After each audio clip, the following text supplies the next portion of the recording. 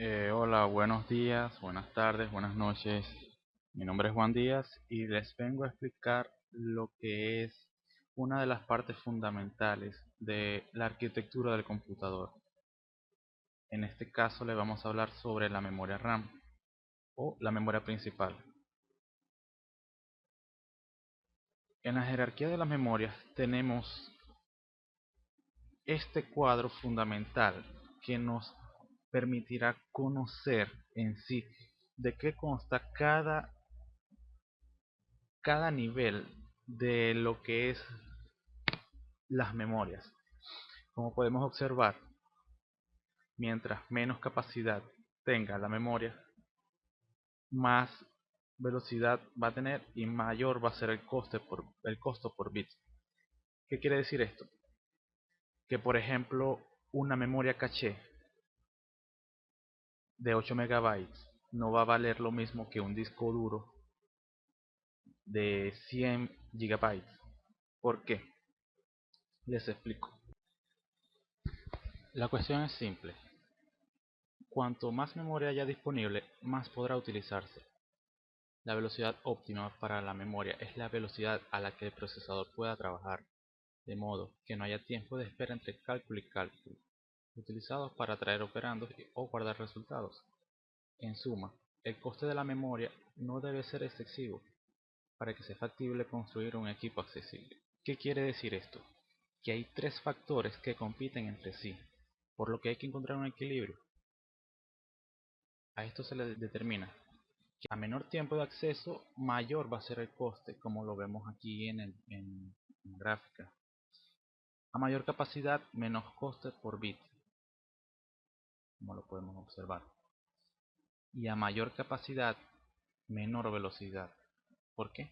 Porque no hay un buen procesador que maneje tantos megabytes o tantos gigabytes en un disco duro o una memoria RAM. ¿Por qué?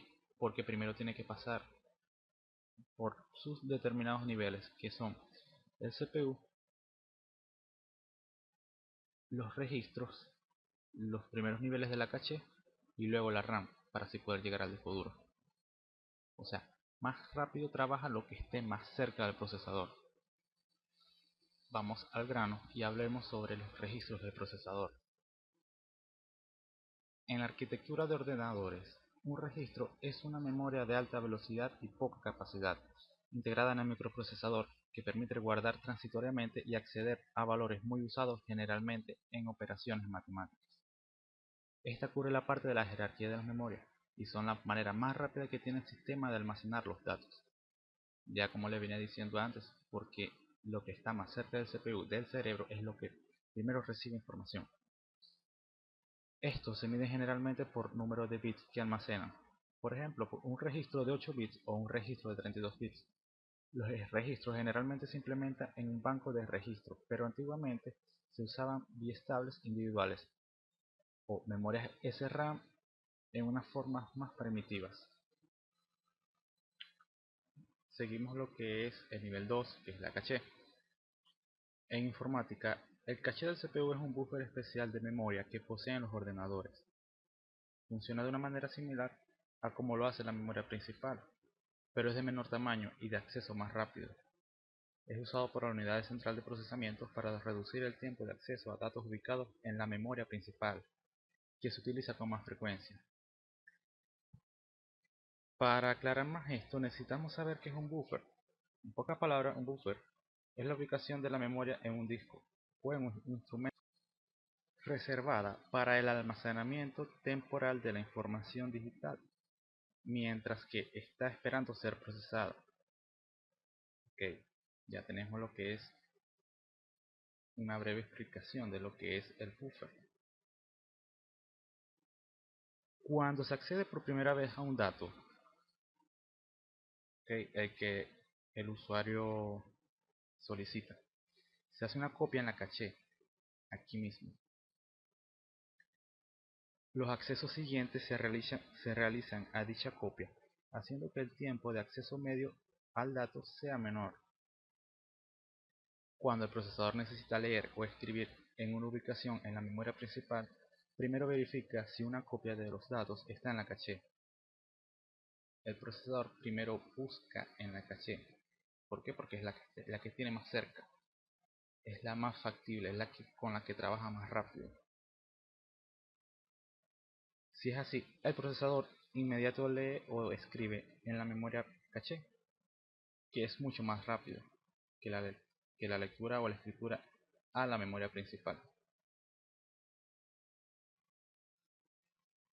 El nivel de caché 1, que es la incorporada en los microprocesadores, es también llamada la interna, ya que está situada dentro del procesador, justo al lado del núcleo o de los núcleos, y es de acceso ultra rápido.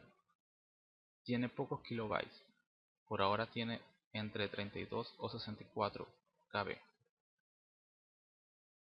El nivel 2 de la caché incorpora a los microprocesadores. Es llamada también externa, pues está situada entre el procesador y la memoria RAM. Actualmente la memoria caché L2 tiene de 256 KB a 8 MB. A mayor cantidad, mejor rendimiento. Es más lenta que la caché 1. El nivel de caché 3 es la externa al propio núcleo. En ocasiones es compartida por varios o todos. A pesar de esto, sigue siendo parte de la CPU. Permite ahorrar tiempo entre operaciones. Es más lento que la nivel 1 y la nivel 2. Bueno, vamos a seguir con mi parte favorita, que es la memoria principal o la memoria RAM.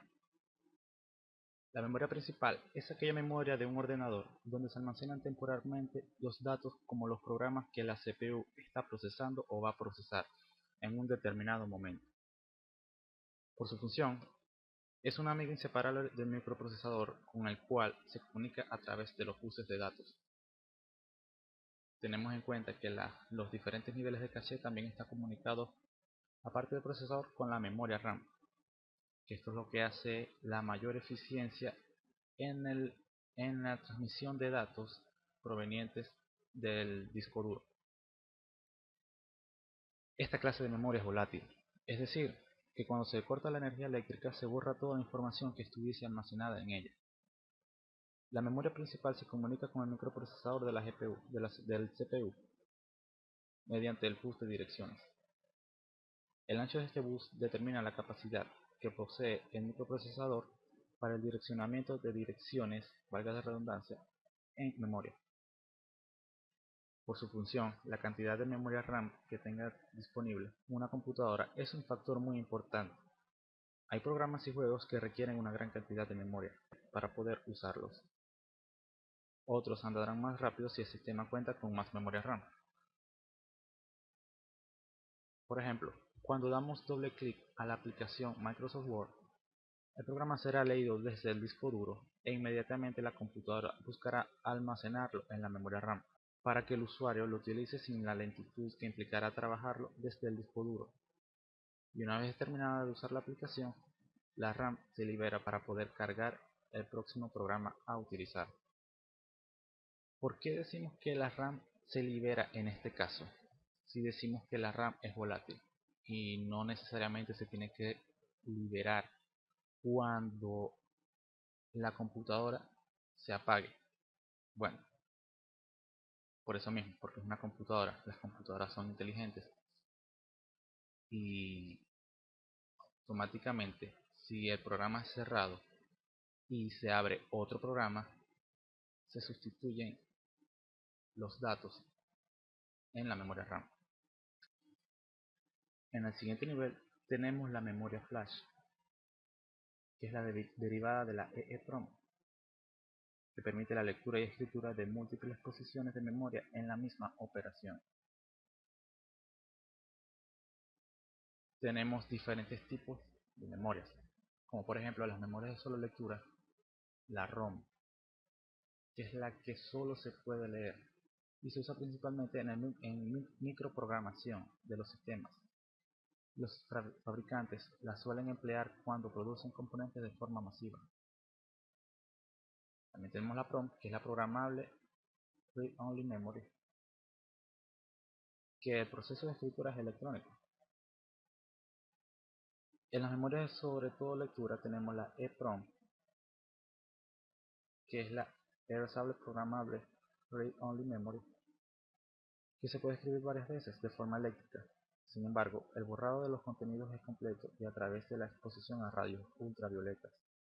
Ahora, la EEPROM, la que es eléctricamente borrable y programable de sola escritura, se puede borrar selectivamente byte a byte con corriente eléctrica, por lo tanto es más cara que la EEPROM.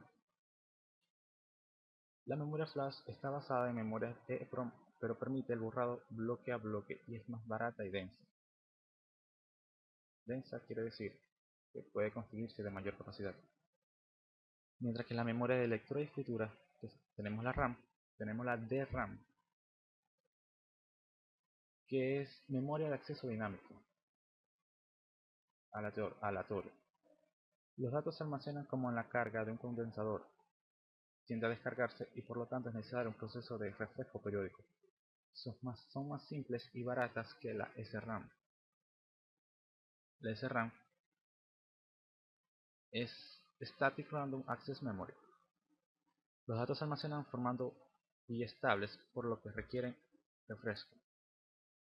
Igual que la DRAM es volátil, son más rápidas que las DRAM y más caras. En el nivel 6 tenemos los discos duros. El primer disco duro aparecido en 1956 fue el RAMAC 1, presentado por la computadora IBM 350. Pesaba una tonelada y su capacidad era de 5 MB.